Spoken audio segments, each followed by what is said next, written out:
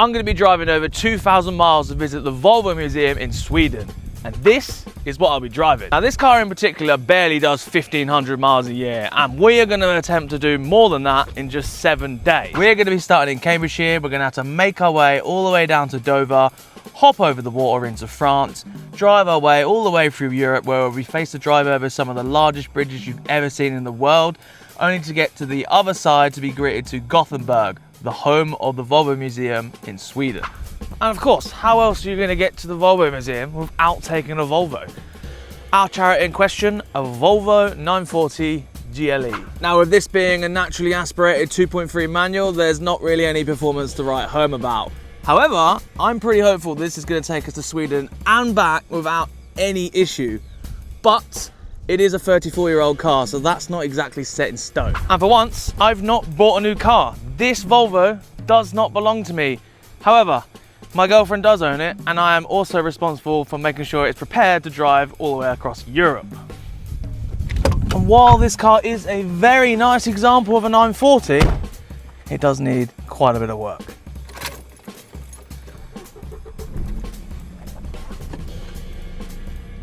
Now Volvos are sort of known for going for millions and millions of miles, and also literally writing off anything that wants to play bumper cars with it. However, millions and millions of miles don't come cheap, and it comes with a lot of upkeep. This one in particular has got 74,000 miles as of this morning, and because it's got 74,000 miles, it has that sort of thing that I like to call low mileage syndrome. And that basically means that this car hasn't had all the major jobs that all the big high mileage heroes have already had done. And one of those big jobs is the clutch. I'm pretty sure that this car has still got its original clutch in. And the reason I think that is that the biting point of the clutch is so high that my knee nearly touches the headliner every time I pull away. So with that being said, I'm on my way to the workshop because there's a few things I need to do to make sure that this car is fully prepped before we leave to go to Sweden. Hopefully we don't fall into any issues on the way. And just about at this point here, it's where I realise that there is already an issue before we've even begun. The Volvo is too big for the workshop, which means my shelves at the back of the workshop have to go. This left me with no choice but to pull the Volvo back out, rip all the shelves down, declutter all the stuff that is on there, and then get the Volvo back on the ramp because we are going to Sweden in less than 2 weeks. So we need to get this done ASAP.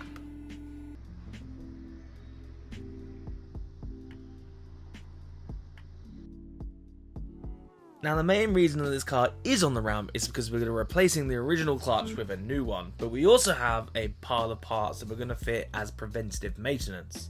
Now this includes the new clutch kit, a new old stock clutch line, clutch slave cylinder, track rod ends, inner track rod ends, ball joints, power steering lines, and front wheel bearings. Now like I said before, a lot of this stuff is preventative maintenance. We want to make sure the car drives as good as it can do before the big trip across Europe. So let's get underneath it, start ripping it apart and giving this car a little bit of a birthday because I don't think it's ever really had one. So let's pull the box out.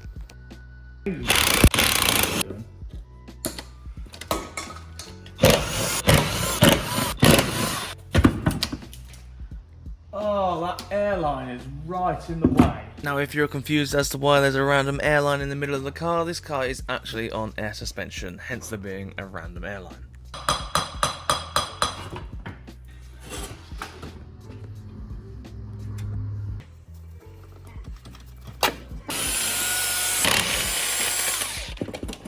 Oh, I don't know how it comes undone. I've got to undo the shifter inside.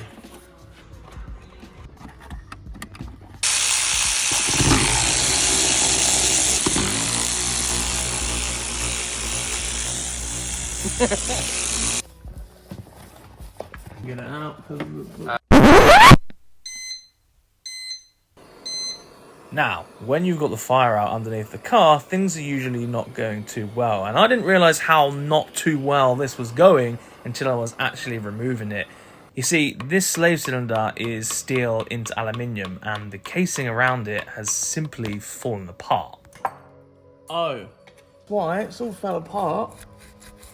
Now, this may not look bad at first glance, but let me tell you that is really not good. This is how it's supposed to look, a full cylindrical piece on the side of the gearbox which is made out of cast aluminium. Now on our gearbox, it is no longer cast aluminium and it's effectively just a bag of dust, which makes it extremely hard and not something that I can fix in a workshop at all. So we need to get this gearbox out to find someone that can fix it, or we need a new gearbox entirely. Not exactly something that we wanted to do just before a big trip. Well, it's not going to fix itself in the car, so we've got to yank it out anyway. Next up, grab every single extension in your toolbox and pull out all the gearbox bell housing bolts. And then once you've done that, just yank on it for a little bit, and then after you've finished yanking on it, undo that last bell housing bolt. Now remember at the start of the video when I said this Volvo suffers from low mileage syndrome? Well, this is exactly what I mean. This gearbox has never been removed, and the dowel at the top of the gearbox that locates it and makes sure everything's in line is actually seized solid into the bell housing, which means, of course, yet again, I've had to pull the fire out, and at this point, I knew that this car was going to fight me the entire way. So, heat it up, yank it a little bit more, and finally, the gearbox comes out. Now that the gearbox is out, we can get a better picture of what we're actually dealing with, and that is really not good. We're going to have to come back to this because we need to figure out a plan. But, show must go on, new clutch it is. That is the original clutch.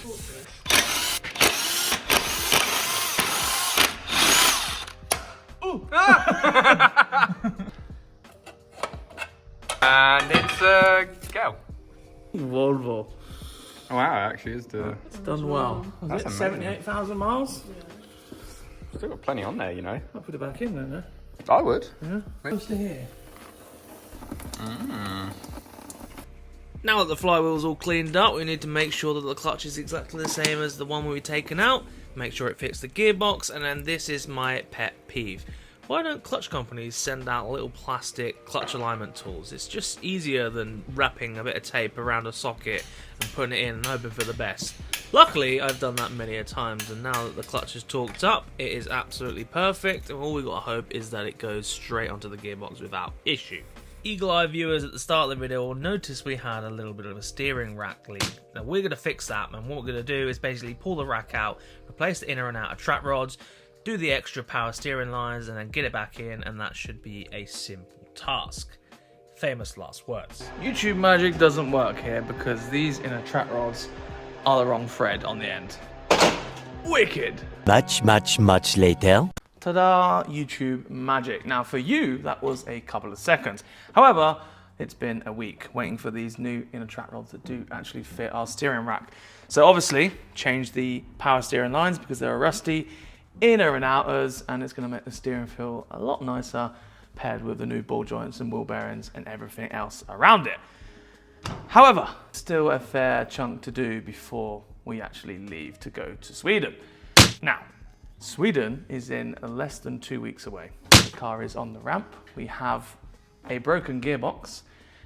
We've not booked a ferry. I have a workshop that I need to run day to day. I'm still waiting for some parts. It's going to get quite tight of a deadline. I think we're going to have to address that gearbox situation right now because everything else doesn't matter if we don't have a gearbox that's going to take us all the way to Sweden. Because if I don't get it done, it'll be a complete waste of time going to the Volvo Museum, not in the Volvo. So, this big chunk of metal seems to be a rather large problem right now. Apparently, there doesn't seem to be any gearboxes for a Volvo 940 on the internet anywhere. Now, I'm quite the veteran in looking for odd, obscure parts, and I haven't seemed to found something in the price range, in at least 15 hours away from the house.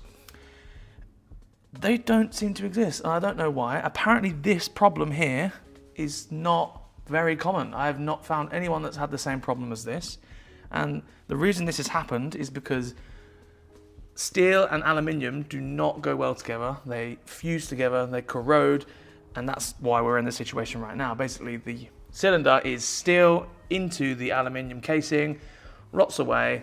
Obviously, this car has not been really touched ever since it was released out of the factory, and now we're in the situation that we're in now. So, The gearboxes that I did find, they were upwards sort of 500 to £1,000, and a lot of them were in Europe, which is really not ideal. This is a situation, and like I said, we're going away in 2 weeks. I need to sort this out. I need to sort this out right now. I don't want to buy a replacement in Europe. I can't find any replacements in the UK. There's only one thing for me to do, and that is for me to try and fix this. Now, I'm not going to weld it together because I don't have the correct tools for the job. Artec, please help me. The only possible thing that I can do is put a bracket that comes off of these bell housing bolts and make a big plate that welds on, and the cylinder can then sit into. Best thing to do now, get some steel, get cutting, make something up, I guess. So to make sense of what we're dealing with, your clutch pedal has a push rod on it, and when you push the clutch pedal, you're pushing fluid through the clutch master cylinder. That then pushes all the way down to the clutch slave cylinder, and then that slave cylinder has a piston in it with a rod on the other end, which is decompressing the clutch fork, and that clutch fork is also connected to the clutch itself, and that's how you decompress the clutch and give it all the revs. So, our clutch slave cylinder is usually bolted to the side of the gearbox, and we need to make a new mounting point. So that is exactly what we're going to do.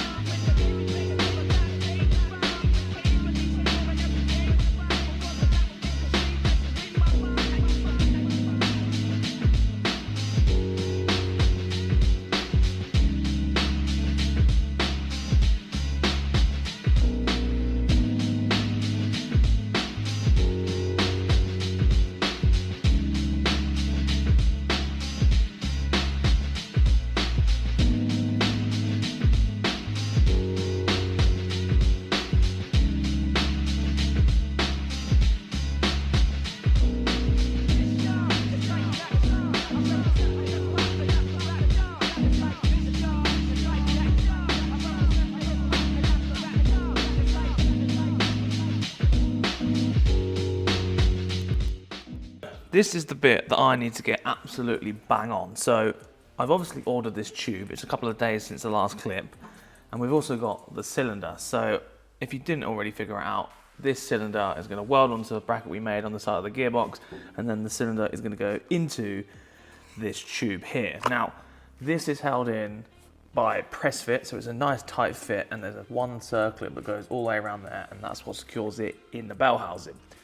For our instance, this is a tube that I've ordered online, and it measured out to be 30.1.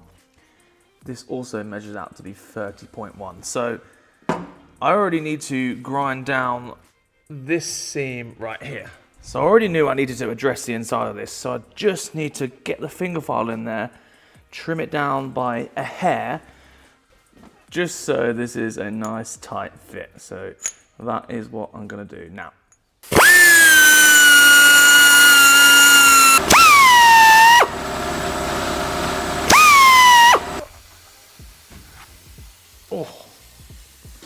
Oh, first time. Nice. Right, now we have our sleeve all in, made sure the circlip fits, and it's very, very tight, so that's exactly how it should be. I've got to now Dremel some of the casing of the gearbox away, because we need to get rid of this semicircle where our cylinder used to sit. Now, it's hard to not get it in the right place because the slave cylinder actually has a flat spot, which is going to press against this flat edge just here. So I can't get it in the wrong place, but I've got to make sure it sits in there perfectly tight around there. And that is now no point of return. I mean, it needed doing anyway, so we're not losing out too much, but it's a bit scary regardless. So yeah, this next point, we need to get it absolutely bang on in the perfect position, mainly because the slave cylinder has no adjustment on it. So if we put the slave cylinder in too far to the left or to the right, we probably will have not the correct amount of clutch pedal throw, and we won't be able to get it in some gears if we get it wrong. So we need to make sure it is bang on and straight and got all the correct throw and etc, etc. So yeah, stress. And there's only so many times you can check something before you actually have to weld it up, so that's exactly what I did. I used the old cylinder so I didn't damage it when tacking it. got it tacked up, gave it a little bit of a tweak anyway, and then just filled it up with a hot glue gun, and that is done.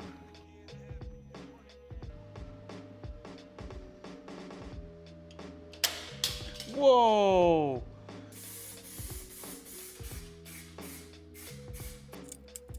And just as I start seeing light at the end of the tunnel, a moment of panic set in. Now, because I welded that tube, the tolerance has changed due to the fact that the tube is welded. So when I put the cylinder in, it was really tight, so I thought, no worries, I'll just Dremel the inside out a little bit more.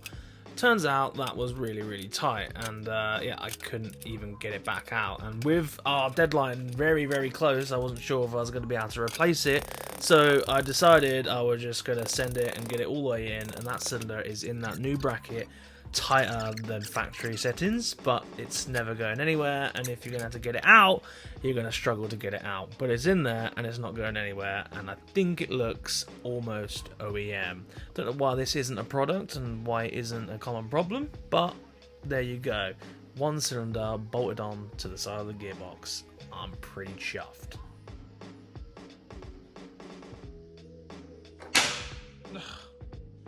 I'm happy that it's tight.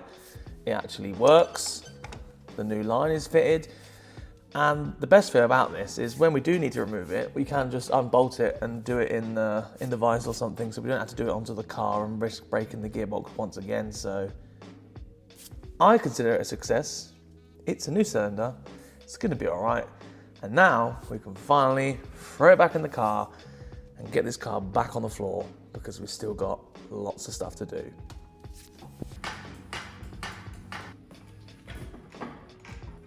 Now, if you're wondering when is this bloke going to be going to Sweden, well, don't worry. In this video, we are attempting to go to Sweden, don't you worry.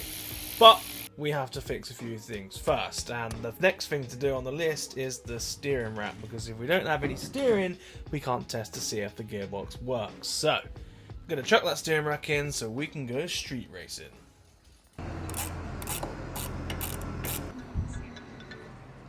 Hello? Hey, I just wanted to let you know that the Volvo will need an MOT before we go away, so we'll have to get that booked in. Oh, why is it? When's it run out? Well, it's like mid-trip, so you're looking about 10th of April. Oh, while we're away. Okay, Yeah. great. Alright, well, thanks for that. Cheers. Oh, sorry. Wow. See you later. Love you. Bye. Yeah. Love you, bye. Great. We now need to get an MOT in the next 2 weeks as well. Add that to the list of things that is adding up to lastminute.com. Fun. As fun as it is, I best crack on, because I keep saying it's less than 2 weeks away, but in reality it means I have absolutely no time, because this is not a paying project and I have to do it on the side in between work around the workshop, and I also have to now get the car MOT'd. I have to go take it to the tracking shop, I have to test it, make sure it's all good, and I've also got to get Charlie's car finished at the same time. So busy time to be a Griswold's employee. Side note, I'm the only one.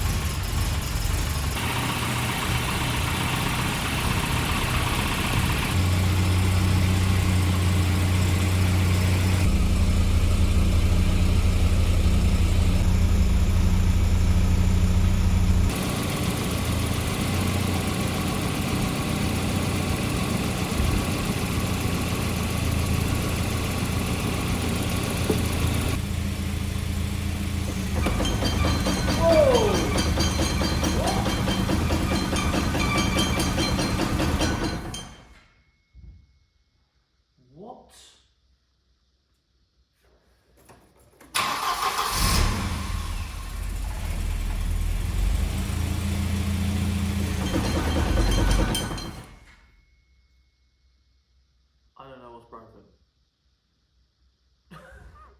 What? What?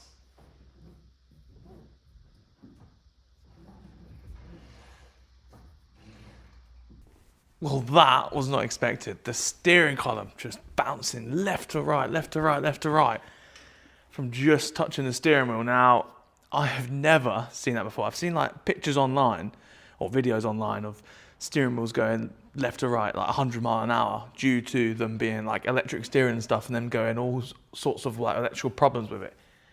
But never on a hydraulic car like this. I have never experienced that. So I've just locked to lock it because I'm assuming there's like a crazy airlock in the system. Or I put those lines on the wrong way somehow and it's causing all these issues. But man, I have never seen that before. Hopefully this doesn't happen again. So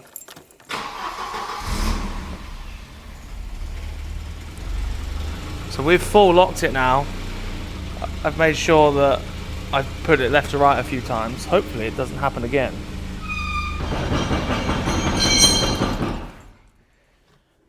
What on earth has happened here? I am puzzled. I've never seen this in my entire life. What? Well, that was mildly alarming. Something I've not seen ever in my life.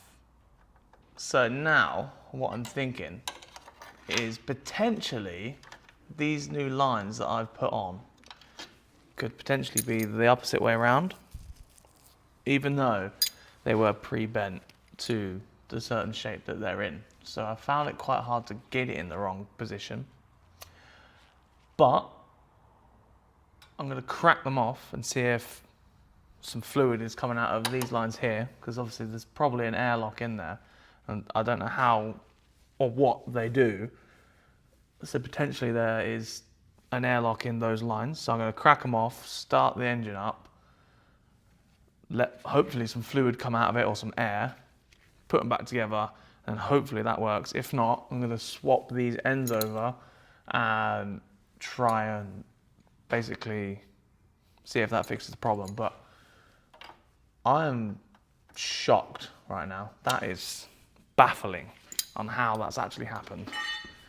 So I just cracked the bottom one off here, the little silver brand new lines that we put on. The top one, as soon as you crack it, fluid comes straight out of it. The bottom one, no fluid whatsoever. So I'm going to drop the car down now, let it run. Hopefully some air comes out of there and it starts just a constant speed of fluid coming out of it. And that's the end of that. But if not, I am going to try and swap them over because I'm puzzled. I've never seen that before.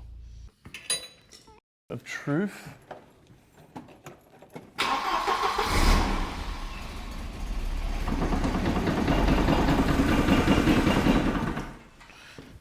There's a lot of fluid coming out of it this time.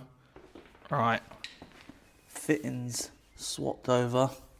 One of them was a bit chewy going in, so I hope it's going to be okay.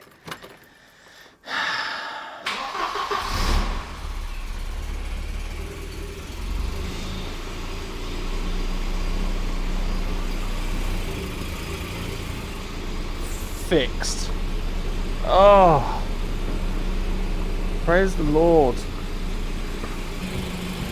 So far, so good. 4 litres. Hi. Charlie's here. I've arrived 2.5 hours You've later. arrived just in time, and we don't have any leaks after nearly 10 minutes of running, so success. Now to bleed the clutch, and we go take it for an MOT.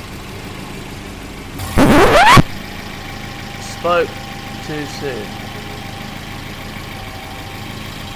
Oh dear. MOT? And this is exactly where everything went wrong.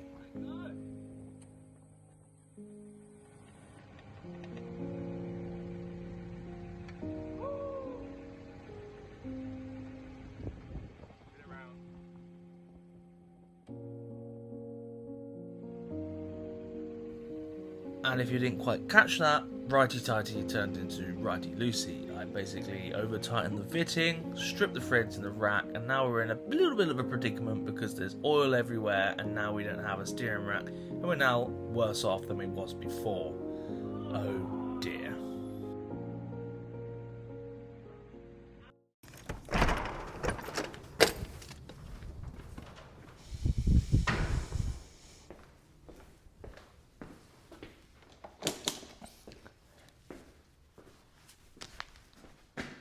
we have a new steering rack.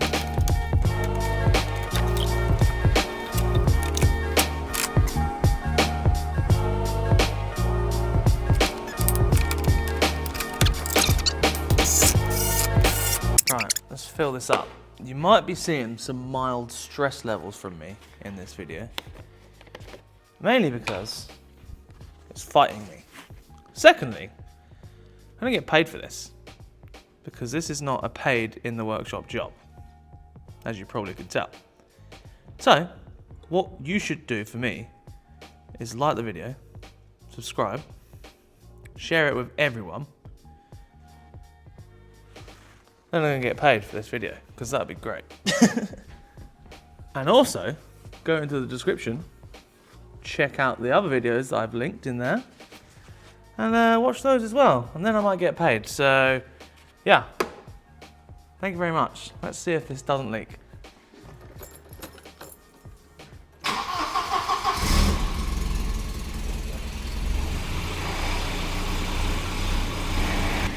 We are looking pretty decent. Doesn't seem to be any leaks just yet. Hopefully never. But yeah, so far, so good. And we're nearly ready to take this thing off the ramp for good and take it on its maiden voyage.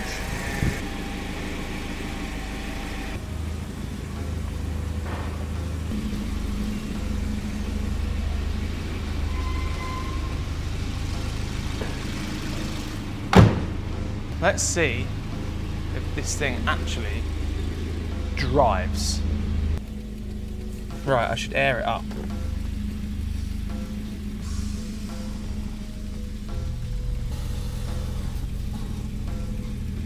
Right. Oh. It works. Full lock. And we are out of here. What a gem. What a gem. Oh! Air out for the camera.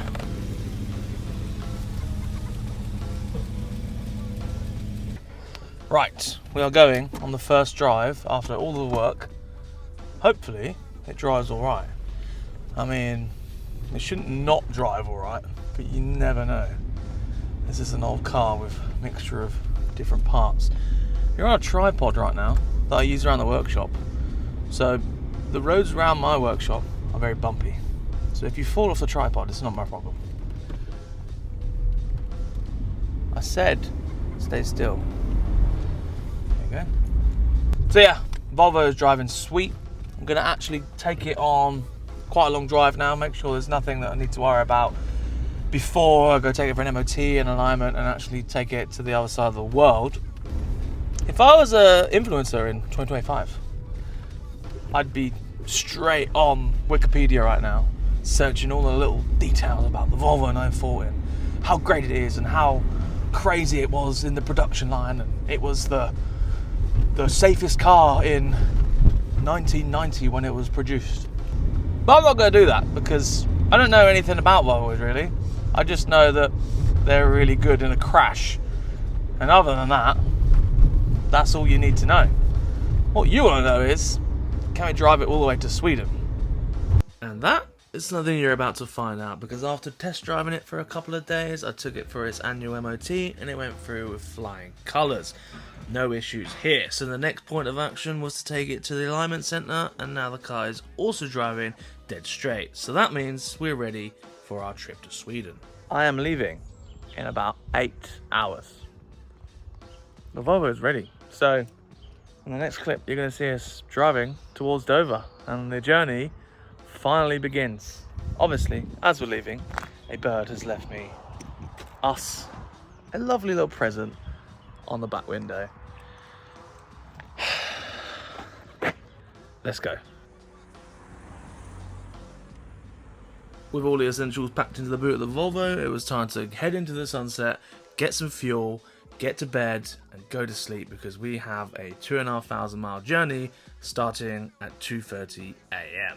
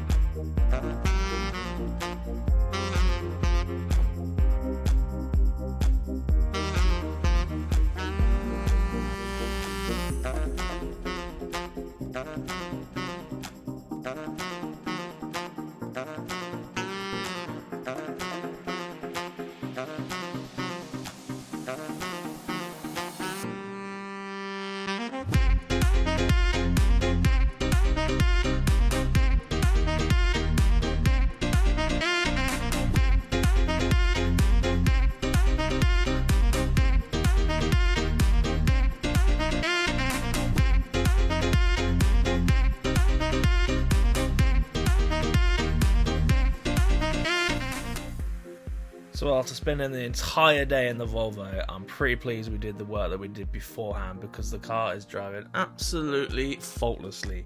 15 hours on the road, lots and lots of travelling, not a lot to look at because Calais and anywhere up to Germany is pretty awful to look at, but some cool cars regardless on the way. And then we arrived in our overnight stay, which was based in Hamburg. Cute little Airbnb, which was effectively a garden shed, but the inside was nice and the bed was super comfy.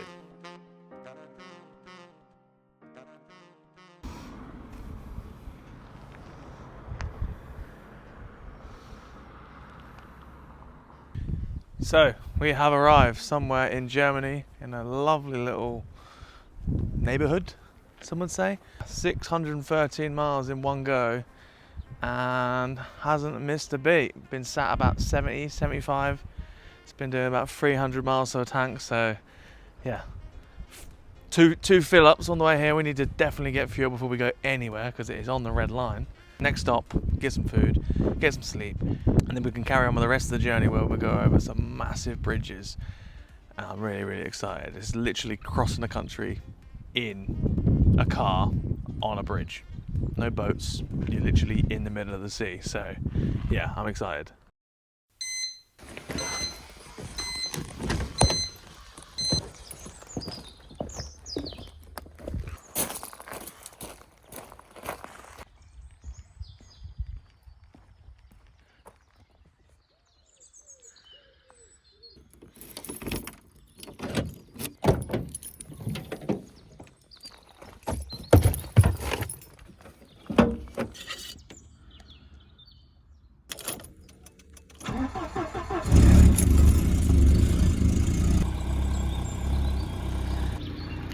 Now, despite it looking rather sunny and shiny in the rest of these clips on this video, it is quite cold still. It is very early April, so highs of 18 degrees and obviously, as you see, below freezing overnight.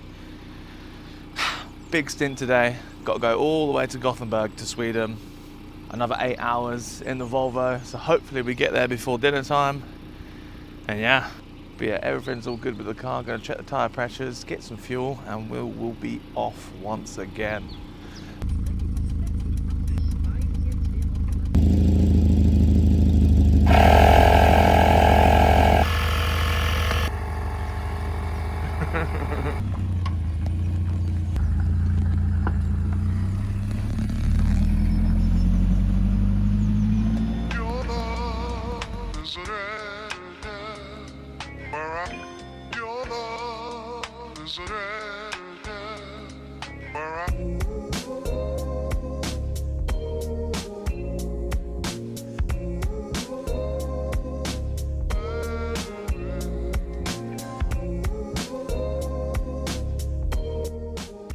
A couple hours into our journey, we found ourselves right near the bridge, so we decided to come off the motorway and then go down the back alley to get a closer look at those bridges in person. Wow.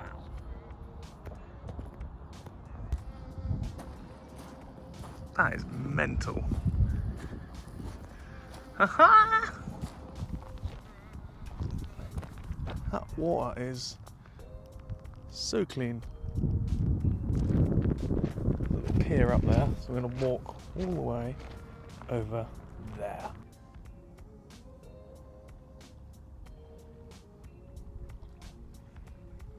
So clear.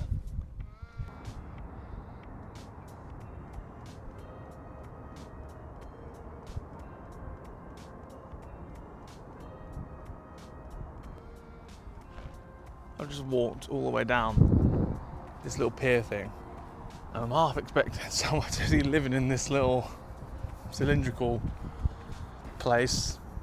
Hopefully not. Oh, it's echoing. Scared.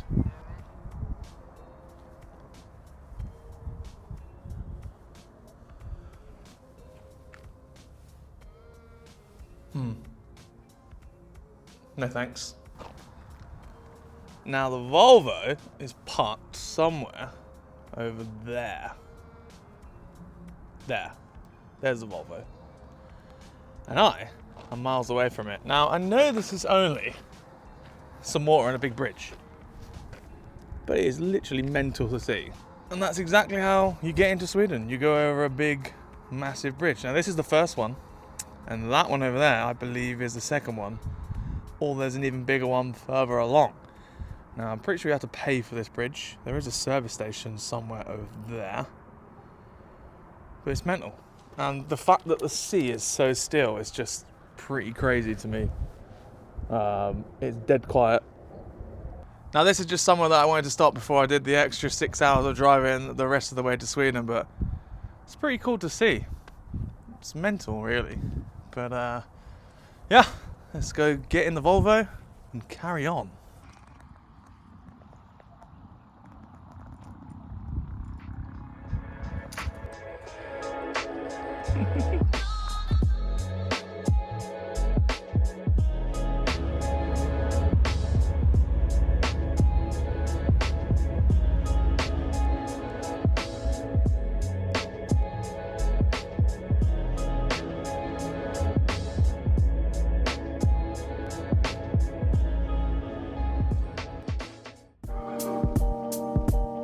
The bridge! Say bonjour. Oh, there's no one in there. You don't have to speak to anyone. KR 230. I don't know what that is in English money. €200? No. The best vehicle in the world is turning up. Look at this. Look at this. Lupo 3L. Oh, she's rotten. It's the wrong boot on it.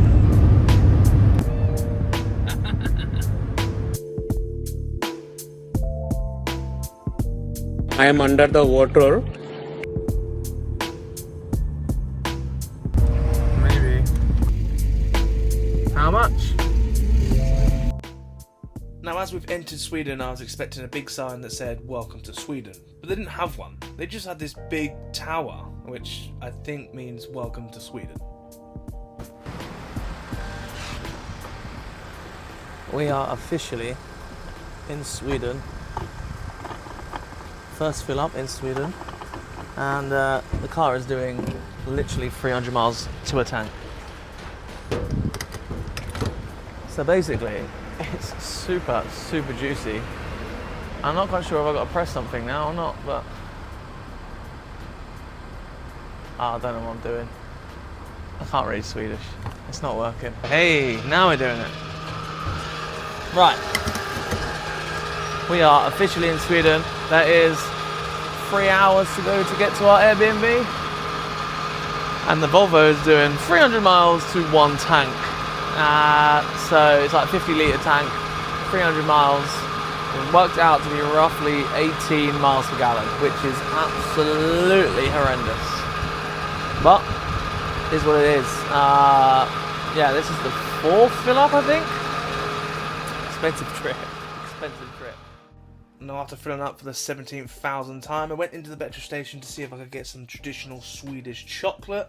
And the lady behind the till, to my surprise, was very good at English, and she recommended me some of the best Swedish chocolate there is, which is Kex, apparently. Really nice stuff, but yeah, lovely lady, and we was on our way onwards towards our Airbnb for the next couple of days. And what we did notice that the closer that we got, the prettier the surrounding areas were.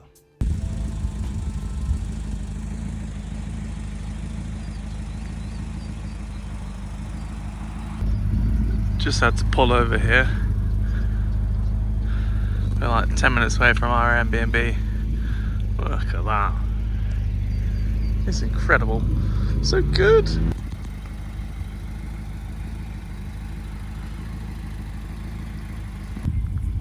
Just blown away by how pretty the place is. What a gorgeous, gorgeous place. Anyway, must carry on. I'm in the middle of the road. I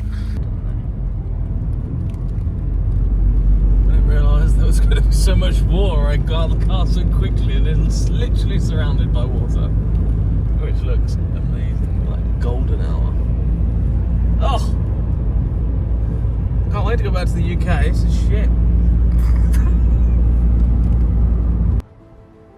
after 1,150 faultless miles, we actually pulled into the little dirt track where we'll be staying, and it's safe to say it's a good job this car's on air ride, because this was not a road. But what it led to was something amazing.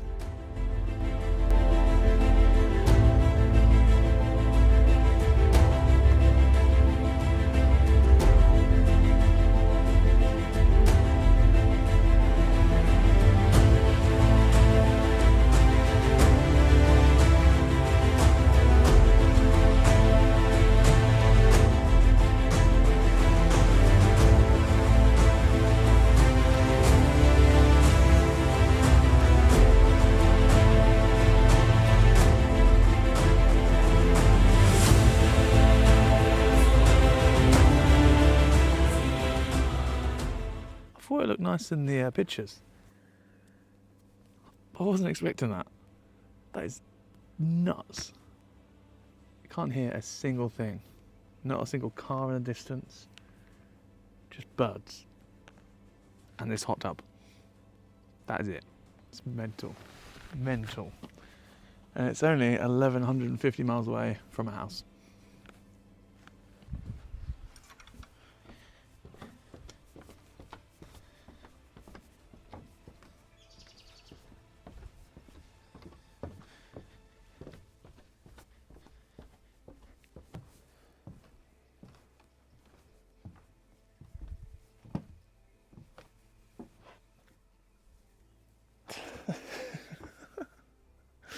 No way.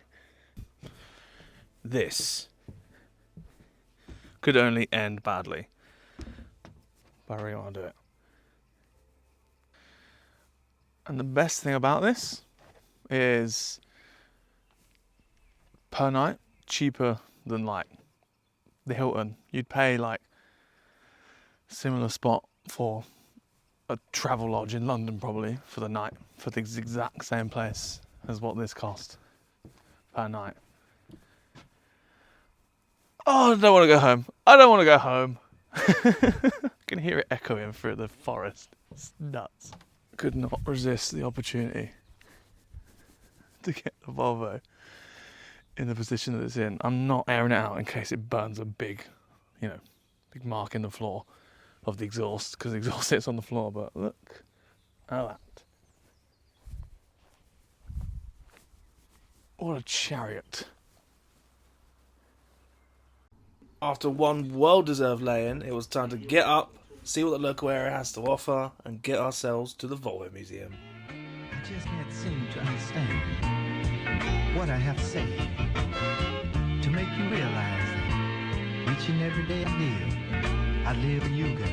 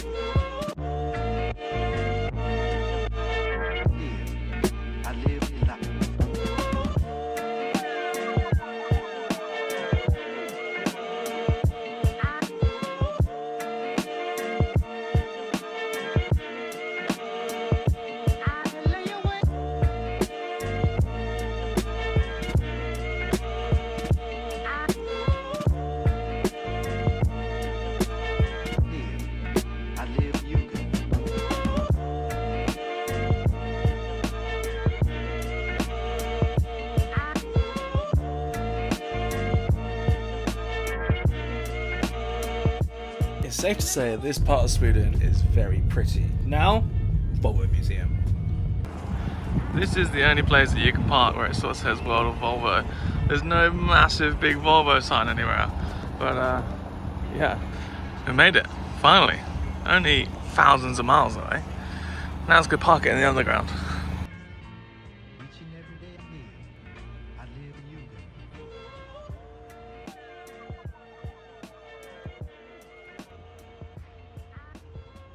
World of Volvo. Now, I'm not going to go too much into detail on this museum because I'm always of the opinion of you should go and visit the museum yourself. It's a good experience. I'm pretty sure this facility has opened in 2025, all brand new, and so brand new that it's actually not quite finished. When we got there, apparently there is another floor that we couldn't visit, but the stuff that was in there was still very cool, and it wasn't like we was missing loads. I'd love to have seen the other floor, but we didn't. There's loads of cool metal in there, and even the P1800 3 million mile Volvo, which was shipped over from America, so that was really, really cool to see. But yeah, loads of cool stuff in there. If you want to go check out the museum, it's in Sweden, Gothenburg. Get yourself over there, and hopefully in a couple of months they'll have the upper floor open.